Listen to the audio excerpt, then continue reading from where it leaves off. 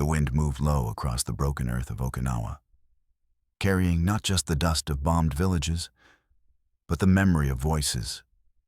Fathers, husbands, commanders, all swallowed by a war that had come like fire, stayed like sickness, and left only ash. It was May 1945, and in a rice paddy that had once fed families but now fed only flies, a group of Japanese women sat with their backs straight, their eyes down, their silence deeper than the wounds that cut across the island. They wore what remained of their military-issue uniforms, most of them clerks, telephone operators, medical auxiliaries, Tei Shintai girls, some not yet 20.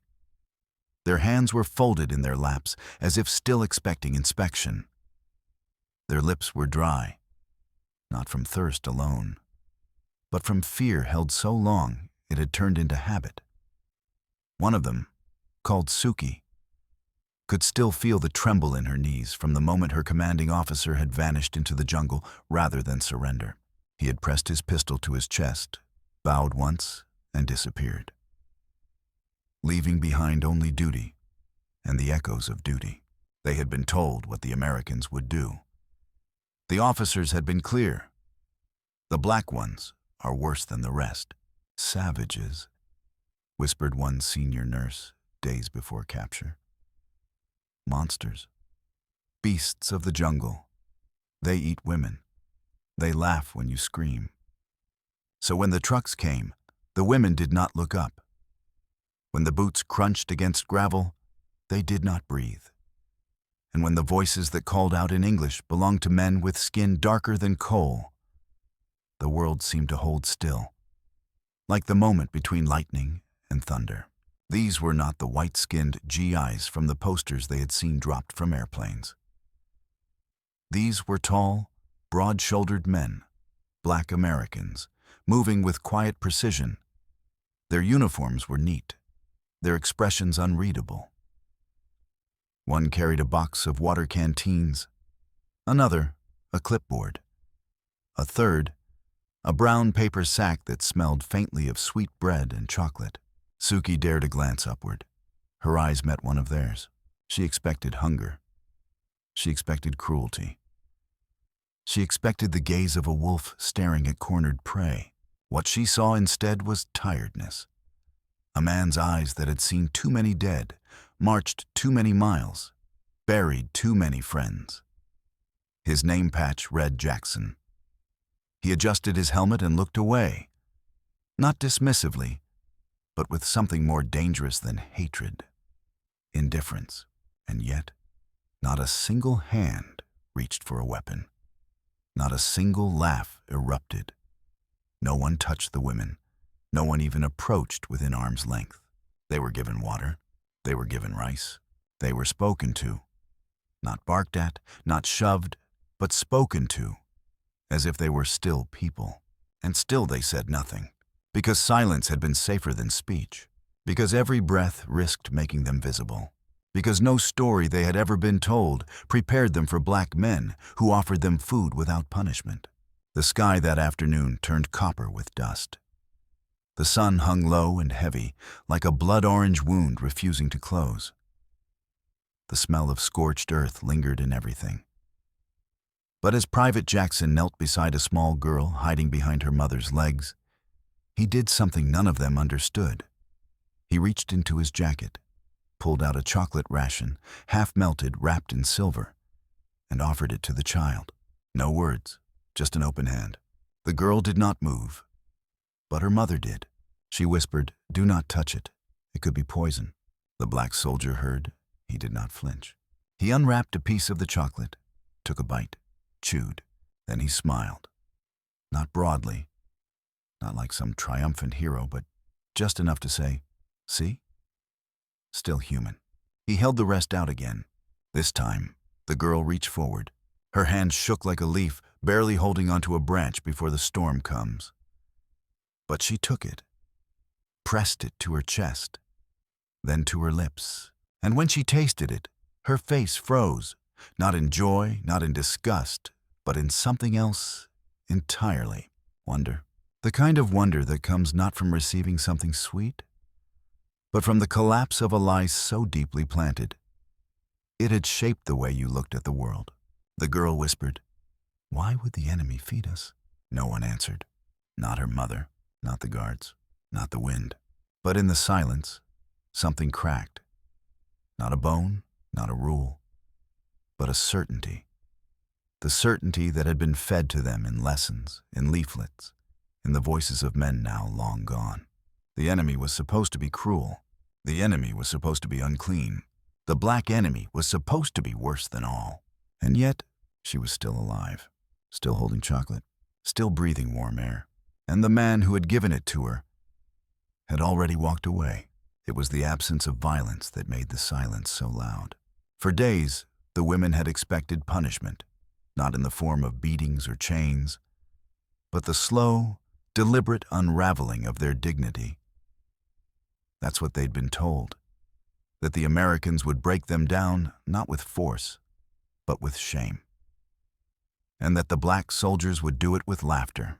But now, they sat behind the wire of a makeshift holding camp, hastily set up on the southern edge of Okinawa, near the ruins of Naha. The camp was made of wood, canvas, and contradictions. Rows of stretchers became cots. Helmets doubled as wash basins. And the guards, those dark-skinned giants they had feared, moved like clockwork. Steady, precise, unbothered by the stares of women who didn't yet have the language to name their confusion. At first, the women whispered to each other in the dark. "They're watching us. Don't look them in the eye. If they call you, don't go alone." But the nights passed. No one came. No one laughed. No one mocked. Even the guards' voices, deep, low like thunder across the plains, never rose. They spoke English in short, clipped commands, mostly to each other. Sometimes, one of them would glance toward the fence, but never for long. Suki began to notice things. Private Jackson, the one with the chocolate, had a scar under his chin, old and healed. He limped slightly on his right side. He always wore gloves when carrying supplies, even when it was hot. He hummed softly when he worked. Not war songs, not marches, but something slower, almost like lullabies. One morning, she heard the words, "Swing low, sweet chariot." She didn't know what it meant, but the melody stayed with her. 2 days later, a Red Cross truck arrived, kicking up dust as it rolled past the outer gate. A white nurse stepped out. She had clipboard authority, efficient steps, a face sunburned pink. But it wasn't the nurse that startled the women. It was what the truck left behind. Clean linens, bars of soap, water cans still warm from the sun. When the nurse gestured toward the women and spoke in slow English, her words were translated by a Japanese-American Nisei interpreter. He knelt beside the senior nurse among the POWs and said, in the mother tongue, "They want you to bathe. It's not a punishment. It's for your health." The women stiffened.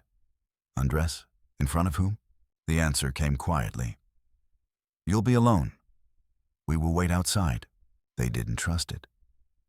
But their bodies betrayed them. Aching, sticky, coated in the filth of ruin and fear. So they obeyed.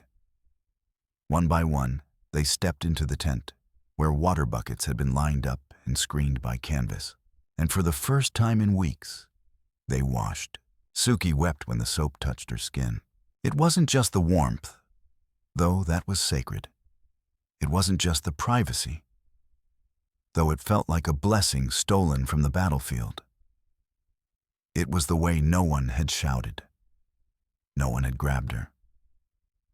And when she emerged, still drying her hair with a towel too soft to be real, she looked up and saw Jackson again, leaning against a crate, his helmet tilted back, sipping from a tin cup. He didn't look at her. He looked at the sky, and for the first time, she wondered what he had lost. Had he left family behind? Had he seen his brothers die? Was his home far from here or near? What did the war take from him? In school, the teachers had told her that black people were barely human. Servants, slaves, uncivilized shadows of the Western world. But this man, this soldier, carried himself with a dignity deeper than pride. He did not look like a shadow. He looked like stone, carved by fire and time, weathered but standing. That night, the whispers changed. They didn't touch us. The towels were warm.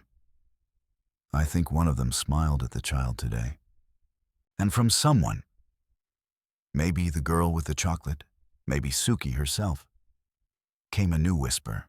They are not what we were told. That phrase, spoken low but heavy, spread like smoke through the barracks. The next morning, as the sun rose golden through the haze, the women stood for roll call. Their names were read, not yelled. Their postures relaxed, slightly. And the guards? They stood nearby, their weapons slung casually. One of them, not Jackson, but another, broader and younger, sneezed from the dust. Suki startled. He chuckled, wiped his nose, and said to no one in particular, "Okinawa air ain't for me, man." Another soldier laughed, and just for a moment, the women saw it. Humanity reflected back at them in laughter, in discomfort, in sweat. Not enemy, not monster, just men. The human soul, like soil long trampled by boots, does not heal with words alone. It must be watered, quietly, again and again, until trust sprouts like green through ash. In the days that followed, the camp's routines deepened. Mess line, roll call, medical checks, silence. The wire fence still stood, and behind it, the women still carried the war in their shoulders. They were not yet free, not yet safe in heart, but something unspoken had shifted. Their eyes, once anchored to the dirt, now wandered, to the guards, to the sky, and sometimes to each other. They began to speak in full sentences again, not loudly, not often, but enough. Enough for laughter to flutter once, soft and uncertain. Enough for one of them to hum a tune from before the war. A melody from the radio, in a time when uniforms were for school children, not prisoners. That morning, Suki was assigned latrine duty, escorted by 2 guards. Both black, both silent. The walk was short, but to her, every step felt like another test. She watched them from the corner of her eye, still expecting a sudden change, a comment, a gesture, some reminder that she was still a prisoner, and they were still her captors. But the only sound was the gravel under boots, and the wind pushing through the ruined trees beyond the wire. At the latrine hut, one guard stepped aside and looked away. The other handed her a small bar of soap, American soap, brown, stamped with a U.S. Army issue mark, faintly fragrant, strange, but clean. He didn't say a word, just extended his hand. She took it. Their fingers did not touch. But for the first time, she did not flinch. Inside, she scrubbed her hands longer than necessary. It was not about hygiene anymore. It was about shedding something, not just dirt, but the invisible coat of fear she'd worn since surrendering. When she emerged, the guards were right where she'd left them, waiting. One of them, tall, square-jawed, with a deep scar across his cheek, looked at her and spoke. "You all right, ma'am?" The word ma'am struck her like a stone in still water. Not girl, not Jap, not prisoner, ma'am. A title reserved for teachers, for mothers, for women with names. She couldn't answer, couldn't even nod. But later that evening, she told the others what he had said. The whisper traveled like wind through dry grass. "He called you ma'am. Did he say anything else? Did he smile?" The questions came not from suspicion, but from disbelief. The kind of disbelief that only those raised in cages can understand.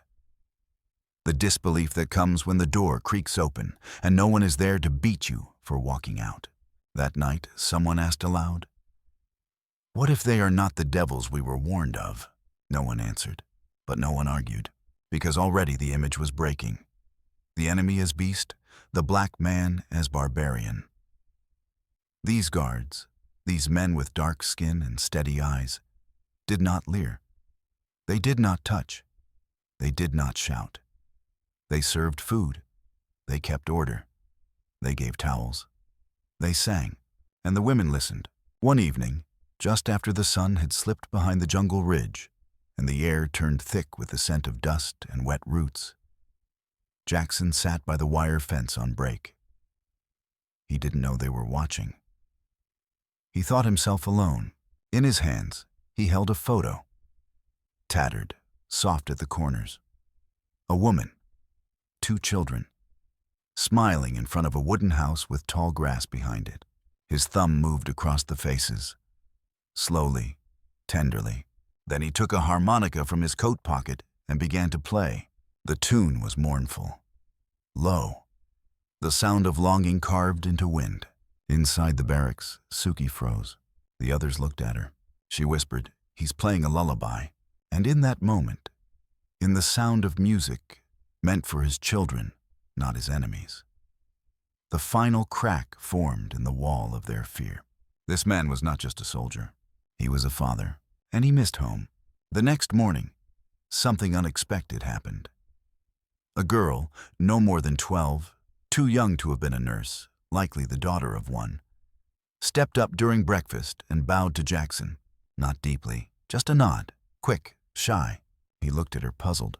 She held out something in her hands, a small, folded paper crane, made from a scrap of camp inventory sheet. He stared at it for a moment, then took it. No words were spoken. None were needed. In that exchange, origami for music, fear for dignity. The distance between them shrank, not by command, but by choice. And still, the wire fence remained. But the shadows between the souls on either side of it, those were beginning to soften. In every war, there comes a moment when the uniform becomes only cloth, and the eyes begin to tell the truth. That moment had begun to arrive. The women no longer avoided looking at the guards. Something within them had begun to shift, not just from fear to safety, but from suspicion to recognition. They had watched long enough now to see that these men did not act like demons, nor did they carry themselves like the monsters described in lectures and war bulletins. Their movements were calm, their posture still alert, but never threatening, and most disarming of all, they had eyes that mourned. Suki had learned to read eyes early in life, as many wartime women had. She could tell when a man meant danger without a word. She could tell when a commander had lost hope, even as he barked orders. But the eyes of these black American soldiers were harder to decipher. There was something behind them, something heavy, not directed at the women, but carried within. One afternoon, as the sky grew yellow with heat and wind, the camp was visited by a white officer. He was brisk, pale, and polished, his boots clean, his accent Southern. The guard stiffened when he arrived, standing taller, saying "Sir," without inflection. The women watched through the fence. The officer pointed, issued instructions, then walked past the barracks without glancing inside. But something about his presence turned the air thick. Even from across the yard, Suki could feel it. The men, especially Jackson, were quiet after he left, tighter in their movements, less relaxed. It was the first time she'd seen Jackson's shoulders drawn that way, not in fear of the enemy, but as though defending himself from something behind his own lines. That night, Suki sat awake longer than usual. Through the barrack cracks, she could see the guards' campfire beyond the wire. A few of them sat around it. Jackson was there. Another soldier, broad and bald, had his hands folded over his knees. They weren't laughing. They were talking, voices low and steady, passing a cigarette between them like a peace pipe. Their conversation drifted occasionally into the camp's still air.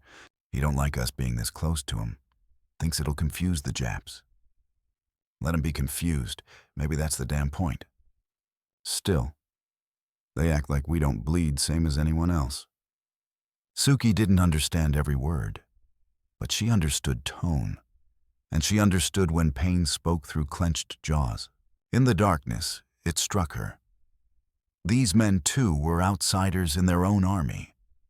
Not enemies, not officers, not conquerors. Just men trying to be seen, just like her. The next morning, the guards were quieter, but not colder. When one of the women fell sick, a fever from days without proper hydration, Jackson called for the medics without delay. The girl was taken to a Red Cross tent, where she was treated by an American nurse. When she returned 2 days later, she was thinner, paler, but smiling faintly. She tucked me in, the girl whispered. She brought me broth. The others listened. Suki closed her eyes and remembered her own mother's hands. It had been years since they had touched her. Later that day, the guards brought fresh laundry. Simple garments, camp-issued, nothing special. But one of the shirts had been mended. Not perfectly. The stitching was rough. But someone had taken the time to repair a tear. The tag inside read, "Property of PFC Harold Lewis," one of the guards. It was unthinkable that a soldier, a man taught to destroy the enemy, had taken needle and thread to mend a shirt for a woman who, days earlier, might have called him an animal. That evening, when Jackson passed by with the evening meal crates, Suki bowed. She didn't mean to. It came out of her, a small gesture. The kind she hadn't made to a man in weeks. He paused, looked at her, then gave a slow nod. Nothing exaggerated, just enough. Enough to say, "I see you too." Inside the barracks, the women said nothing. But they were listening now, to more than orders. They were listening to kindness. Not the loud, boastful kind that announces itself, but the kind that slips under the door like warm air in winter. The kind that folds a shirt, shares a melody, mends a memory. They began to see the difference between a uniform and a man. And more importantly, they began to see that the darkness of one's skin had nothing to do with the darkness in one's heart. Back in Japan, their school teachers had pointed to images on chalkboards, cartoons of dark faces with crooked teeth and wild eyes. These, they had been told, are the Americans who will rape and devour you. But here, now, under the Okinawa sun, those lies dissolved like fog before morning. The men who had been painted as beasts were the only ones who had looked at them and not seen prey. Before the war, many of these women had known rituals. Morning bows, tea on Sundays, a quiet respect for things properly folded, linens, uniforms, silence. But war strips rituals from the body like bark from a tree. What remains is raw wood, exposed, scarred, waiting for warmth or rot. And now, in the camp, warmth had begun to return. It came not in speeches or ceremony, but in things so small they could be missed. The way a meal was handed over with both hands, or how the guards turned away politely when the women adjusted their hair or clothes. These were not acts of pity. Pity had eyes that looked down. These men looked level, straight, as if they were saying, "We know you've been through hell, but we're not here to carry your shame." That week, the camp received a shipment of fresh supplies. Alongside military rations came something else. Books, worn but intact, donated by a Methodist church in Mississippi for the morale of those on all sides of this war. Most were English. Some were children's readers. One was a Bible with pages so thin they fluttered when a soldier breathed on it. It was Jackson who brought them into the barracks. He didn't speak. He just set them gently on a crate and nodded once before stepping back outside. Suki stepped forward. The others followed slowly, unsure. There was no command, no order, only the quiet permission of a gesture. She picked up one of the books, a tattered reader with a sketch of a fox in a field. Inside, the English was simple, a story about a hungry animal who learns to share. It made her smile faintly. Then one of the other girls, curious, flipped open the Bible and asked, "Is this their God?" Another girl nodded. "So I've heard. They say he forgives everyone." Suki ran her fingers along the paper. "Even enemies?" The girl hesitated, then whispered, "Even them." That afternoon, something changed. A few of the women sat outside, just along the inner fence, watching the guards play a game during break. It involved a ball, a lot of shouting, and even more laughter. Jackson didn't play, but watched from the shade, sipping water. Occasionally, someone passed him the ball. He'd hold it in one hand, smile, then toss it back without rising. One of the women, Aiko, once a schoolteacher in Sasebo, tilted her head and said, "I thought beasts didn't play." The others chuckled quietly. Suki said, "Beasts don't smile like that." "Beasts don't read books either," someone added. The jokes were soft, almost scared of their own existence. But they were jokes nonetheless. The kind of jokes that come not from cruelty, but from disbelief that kindness could appear where fear once lived. Later that evening, as the sun dipped below the jungle's edge, something rare happened. Music, not the mournful harmonica this time, but something richer. A phonograph. The guards had borrowed it from a nearby supply depot. They placed it near the campfire and took turns winding it. The music crackled and swayed. Jazz full of brass and breath. The kind that painted the air in color, even if the world was still black and white. The guards didn't dance, not really. But one began to tap his boot. Another snapped his fingers. A third clapped quietly, off rhythm but with spirit. Inside the barracks, the women sat frozen. Music was powerful in Japan. It accompanied ceremony, grief, worship, and joy. But in war, joy was treasonous. And now, watching their captors move gently to the rhythm of peace, something swelled in their throats that none of them expected. Not sorrow, not fear, envy, not of power, but of freedom. The freedom to feel, to laugh, to listen to music and not be ashamed of smiling. When one of the guards, not Jackson, but a younger man they called Eddie, saw them watching, he raised a hand, not waving, just a still acknowledgement.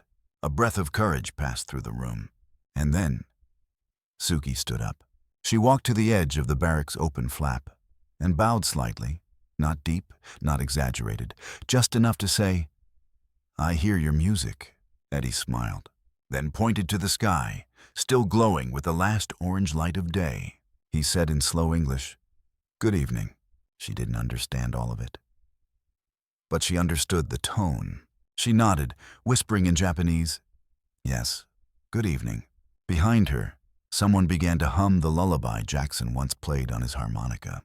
The sound moved through the barracks like a breeze, and for the first time since arriving at the camp, a few women began to sing, softly, not for the guards, not for their captors, but for themselves. It was not the anthem of surrender. It was the sound of dignity, returning home. The next morning, the clouds hung low over Okinawa, not storming, not angry, but quiet like a mother sitting beside her sleeping child. The air smelled of wet wood and salt, and the earth beneath the camp gave off steam like breath from a tired animal. The guards moved through their routines as always. Rations, roll call, perimeter checks.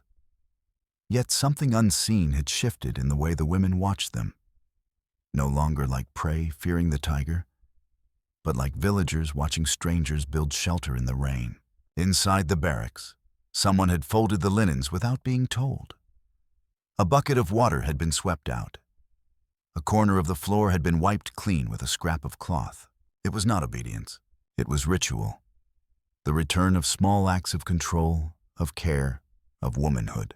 Aiko, the former schoolteacher, sat beside Suki that morning, mending the cuff of her tunic with stolen thread from a medical bandage. "You remind me of my mother," Suki said softly. Aiko looked up. "She used to do that for me, before she died. During the first firebombing of Nagoya." Aiko nodded but didn't speak. She tied off the thread with a quiet knot. Suki asked, "Do you think any of them are mothers? The guards?" She nodded. Aiko glanced out the barrack window, where Jackson stood under the awning, flipping through a field manual. "That one," she whispered. "Yes. He holds himself like a man who misses being needed." They both smiled, then turned away, embarrassed at their own warmth. Later that afternoon, a rain squall rolled through camp, sudden, hard, and cleansing. The kind that Okinawa was known for. Torrents poured from the tin rooftops, flooding the hard-packed dirt in seconds. The women ducked beneath canvas flaps. The guards took cover where they could, pulling their jackets tight. Through the curtain of water, one of the younger women, Yui, began to laugh. Not mockery, not hysteria. Pure laughter. She held her hand out into the rain and caught it in her palm, tilting her head like a child seeing snow for the first time. The others watched her. Then one by one, they stepped forward too, bare feet pressed into the mud, hair plastered to foreheads. They did not dance. But they stood. They let the rain cleanse what baths could not. Outside the fence, Jackson turned his head toward the sound, the soft laughter of women rising into the storm. He didn't approach, but he didn't turn away either. Suki caught his eye, just for a second, and smiled. He didn't return it, but he didn't look through her either. He nodded, not with authority, but with something gentler, like respect. That evening, when the skies had cleared and the camp smelled of clean grass and wet canvas, a notice was posted. Several of the women would be transferred in the morning. Their destination, a larger internment facility in mainland Japan, managed jointly by the U.S. and the Japanese government. The barracks grew quiet. No one cried. But the silence said everything. Transfers meant starting over. New guards, new rules, uncertainty. Suki's name was on the list. So was Aiko's. That night, the women packed what little they had. A pair of socks, a letter from home, a comb. As Suki folded her blanket, she paused, then walked toward the corner where the books had been stacked days earlier. She picked up the children's reader with a fox, slipped it into her satchel. It had no real value, but it had meant something. A story where the hungry learn to share. She looked around the room and whispered, "We are not hungry the same way anymore." The next morning, as the trucks pulled into the camp, the guards formed a loose perimeter. Jackson stood near the front gate, clipboard in hand, checking names. Suki stepped forward. He looked up. Their eyes met. And then, with a quiet hesitance, she bowed, this time deeper. A true bow, the kind one gives to a man of honor. Jackson didn't respond right away. But then he stepped forward, reached into his jacket pocket and pulled out something small, a chocolate ration. He held it out. Suki took it in both hands. Not greedily, not ceremonially, just human to human. Then she reached into her satchel, pulled out the paper crane she'd folded the night before, and placed it in his hand. He looked down at it, this tiny bird made of silence and regret and gratitude, and his fingers closed gently around it. No words passed between them. But in that moment, beneath the sun, beside the truck, between the lines of war, something passed that not even peace treaties could write. Not forgiveness, not forgetting, but a recognition. You did not treat me like I was less than you, even when you could have. The truck pulled away. Dust rose in its wake. And behind the wire, Jackson stood still, holding the paper bird in one hand and the chocolate in the other. The road north from Okinawa was not paved with cruelty, But it was not paved with comfort either. The women sat in the back of the open transport truck, shoulders hunched beneath scratchy blankets, the wind snapping like whipcords through the canvas flaps. The tires rolled over cratered roads, scars left by fire, bombs, and broken men. Around them, the world looked scorched and hollowed. Trees stood without leaves. Farmhouses wore their roofs like bandages, or not at all. The land, like its people, had been stripped to the bone. Suki sat near the edge, her knees drawn close, arms wrapped around her satchel like a mother shielding a child. Inside it, a book with a fox on the cover, a folded handkerchief, and a chocolate bar she had not yet eaten. She wasn't sure if she ever would. Across from her, Aiko stared blankly at the horizon. Her face bore no expression, but her hands kept smoothing the creases in her skirt again and again, as if somewhere inside her still lived a need for things to be in order. No one spoke. Even the guards, white soldiers this time, transferred from a different unit, said little more than was necessary. Their glances were curt, their movements sharp, not cruel, but absent of softness, absent of the patience they had grown used to. It wasn't until the second night, when they stopped to camp in an abandoned farming village, that Suki realized how much she had changed. The barracks they were herded into had no blankets. The wooden floor was cold. The food came in tin trays and was placed before them like livestock. No eye contact, no words. One of the girls, Yui, choked on a spoonful of hard rice and received only a barked command in reply. Eat slower or don't eat at all. Suki stared at the tray in front of her. Rice, a lump of boiled cabbage, a single strip of dried fish. No hand reached for her. No soft voice explained what came next. No, Jackson. And that was when the ache began.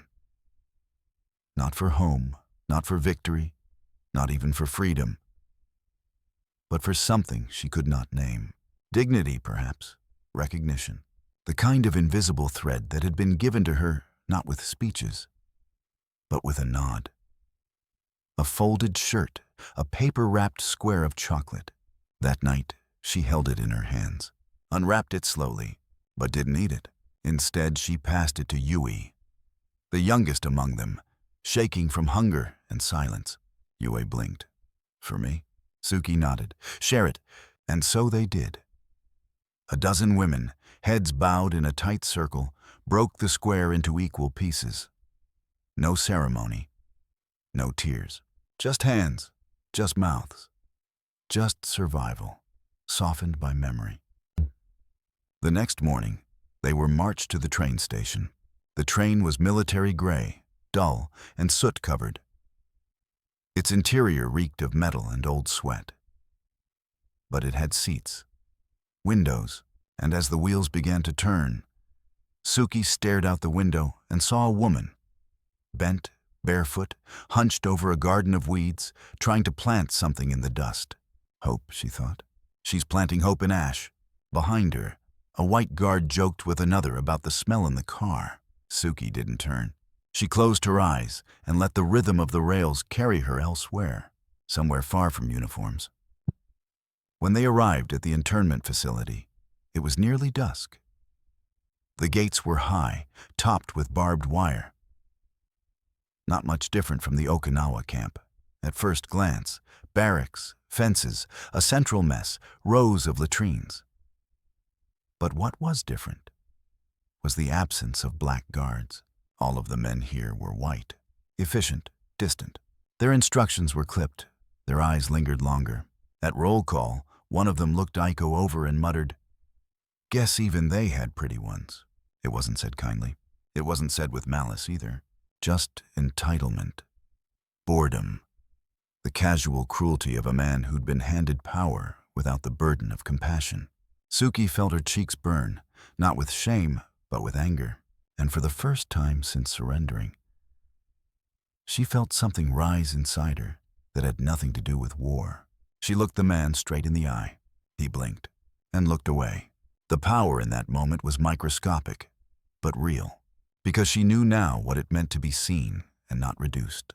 Because a man with darker skin than his had once handed her a book, a blanket, and a piece of himself, without asking for anything in return.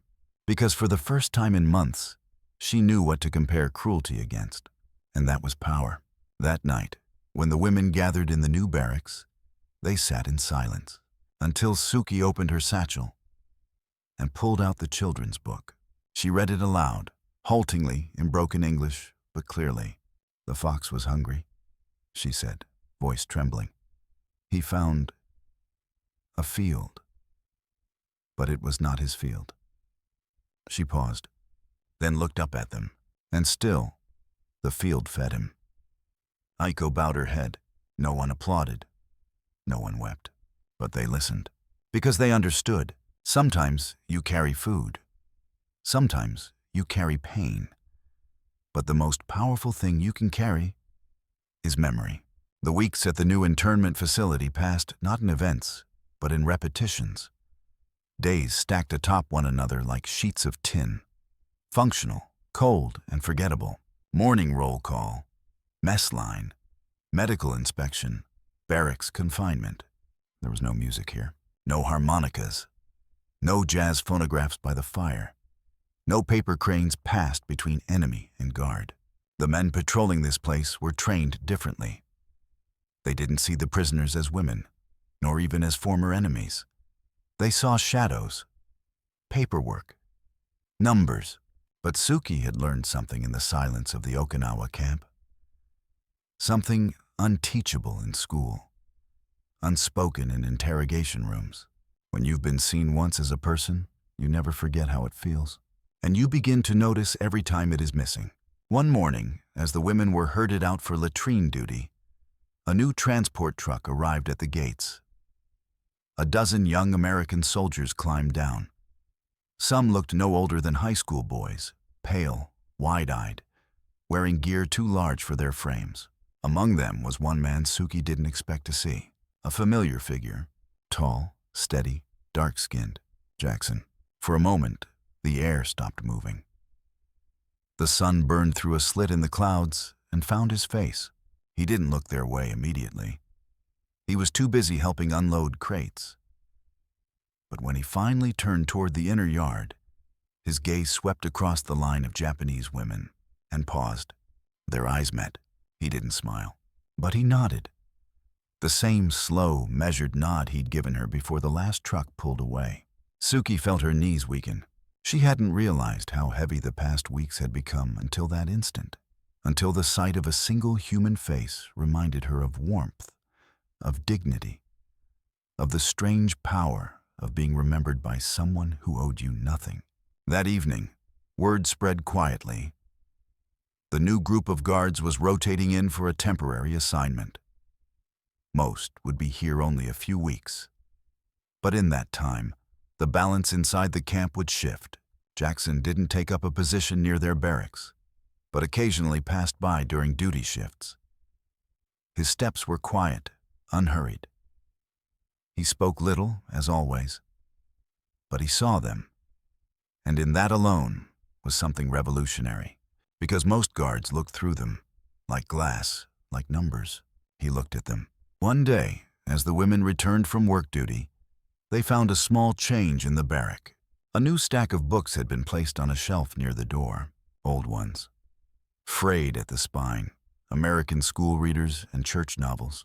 But among them, placed deliberately on top, was the children's Fox book, the exact same edition. Suki stared at it in disbelief. Her hands shook as she picked it up and opened the cover. Inside, written in a soldier's stiff handwriting, "We all hunger, but we don't all eat the same way. PFC H. Jackson." There were no other messages, no gifts, no candy or cranes, just the words, just the story. That night, Suki didn't read aloud. Instead, she folded the book shut and placed it in the center of the barrack on a folded towel. The women sat around it in silence, a shrine not to war, but to something older, human decency. A few days later, Jackson was reassigned. No farewell, no ceremony, only an absence. like wind slipping out of a house at night. The guards returned to their routines. The sharp ones, the indifferent ones, the ones who'd never noticed the paper crane still pinned to the wall above Suki's cot. A fragile bird made not from surrender, but survival.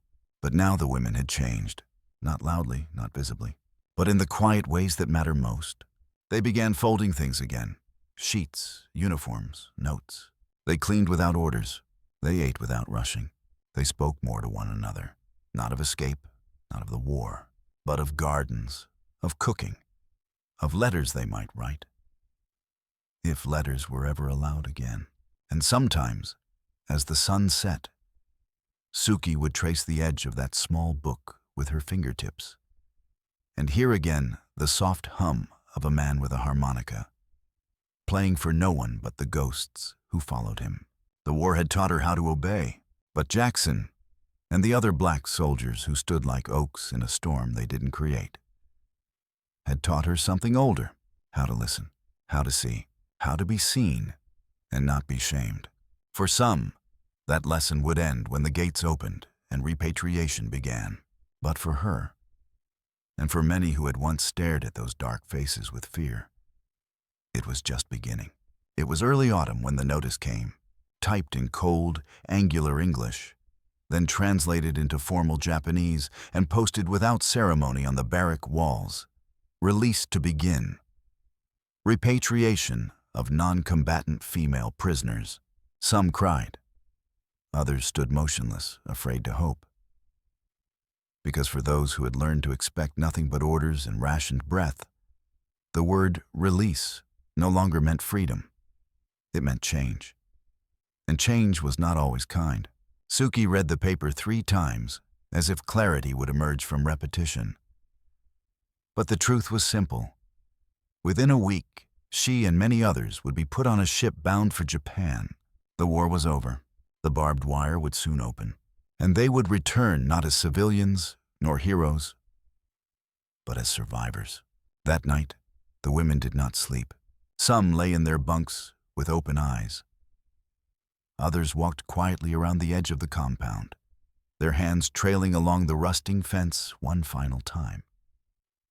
Suki sat by the single light bulb strung in the center of the barrack, reading the Fox book again, her fingers trembling at the edges of the pages. They would go home. But what did home mean anymore? The cities they had known were now maps of ash. Their neighbors might be dead, their families scattered, their names, stained by surrender, would not be welcomed in parades. And yet, they would carry something the world would never see. Not medals, not stories, but something quieter, the memory of mercy.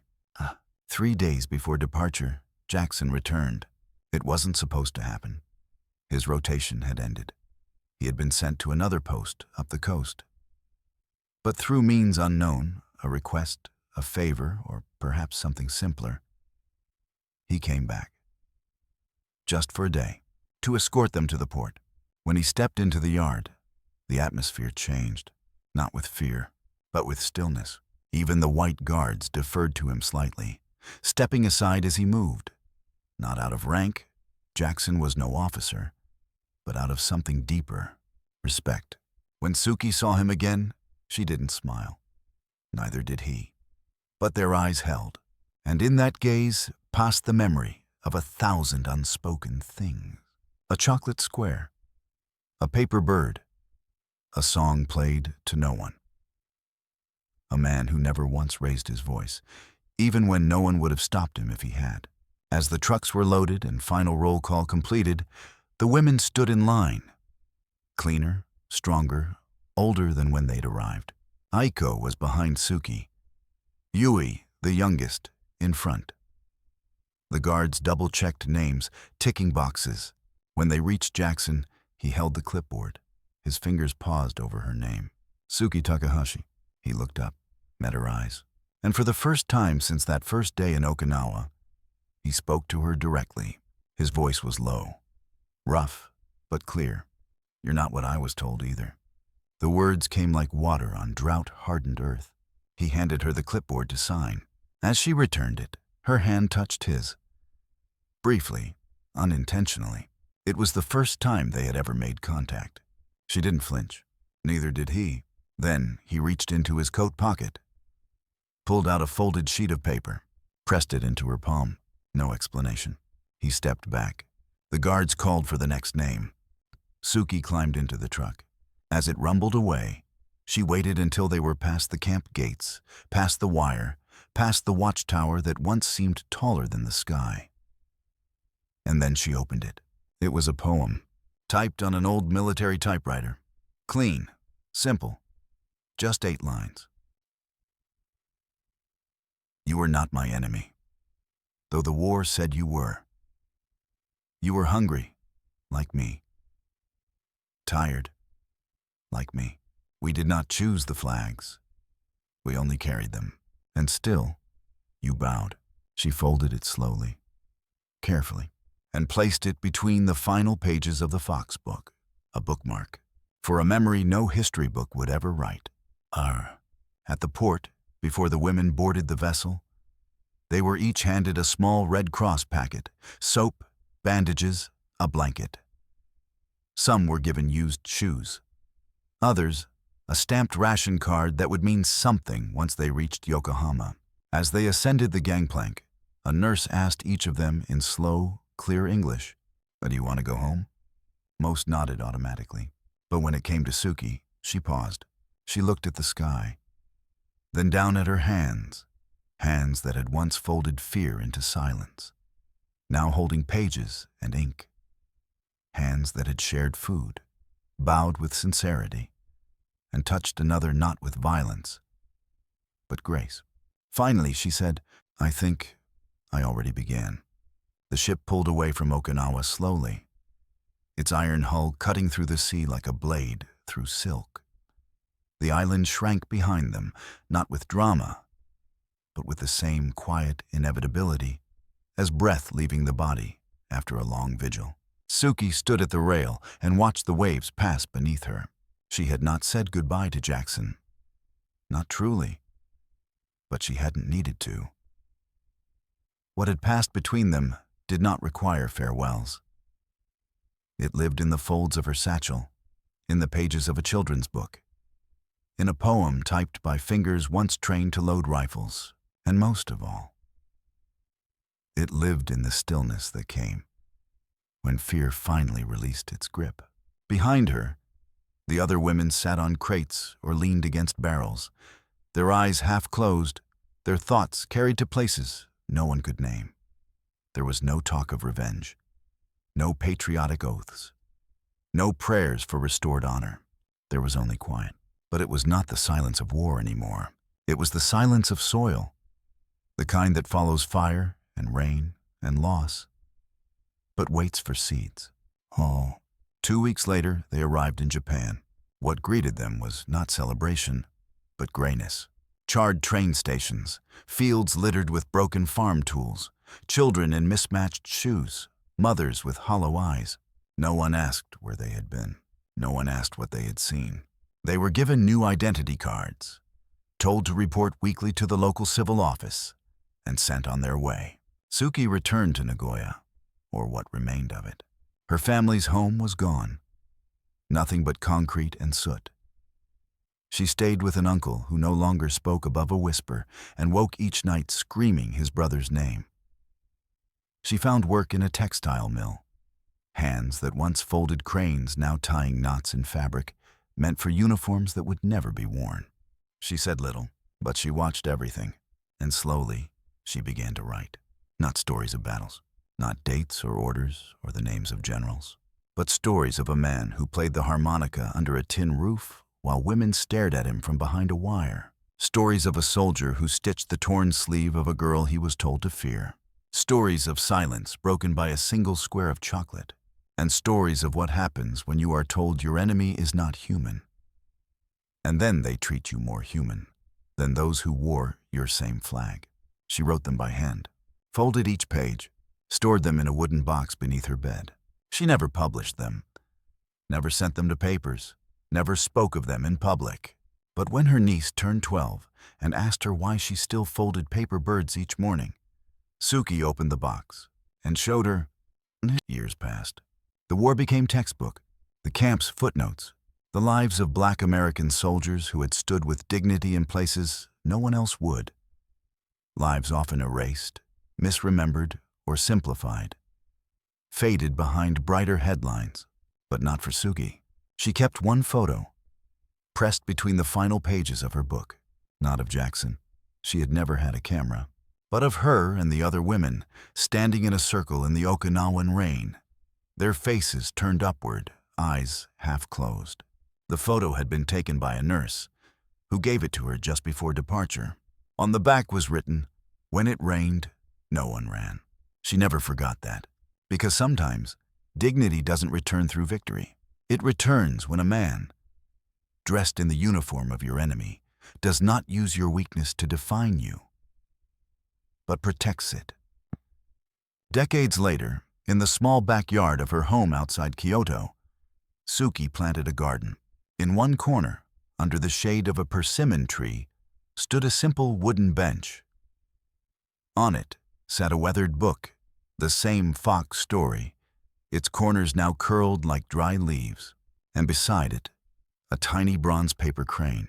It had no plaque, no signature, but every morning, she placed a small folded one beside it, made from the same thin paper she once used in the barracks. One morning, her granddaughter asked, "Why do you leave these here?"